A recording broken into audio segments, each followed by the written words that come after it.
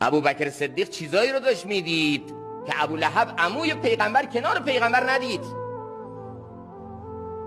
حضرت رسول اکرم میگه به اندازه‌ای که مال ابوبکر به من نفع داد، هیچ مالی در راه نبوت به من نفع نداد. مالشو همینطور چشم بسته در راه مقاصد نبوت، آرمانهای نبوت خرج میکرد. مسجد النبی زمینشو میخوان بخرن، ابوبکر پول میده. میخوان هجرت کنن، ابوبکر 2 تا شتر آماده میکنه.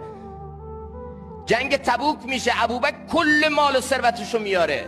زندگی مکیست، یه عده مسلمان‌ها تحت فشارن، ابوبکر پولشو برمیداره، اون غلام‌ها و کنیزک‌ها رو میخره و آزاد میکنه. همه میگفتن دیوونه شده بابا، این پولاشو داره کجا هزینه میکنه، میره یه غلامایی که به درد هیچی نمیخورن میخره آزاد میکنه. این چه کار شده؟ پولشو میره صرف زمین مسجد میکنه، پولشو میگیره صرف این چی شده؟ چه اینطوریه این؟ اما ابوبکر میدونست داره چه کار میکنه.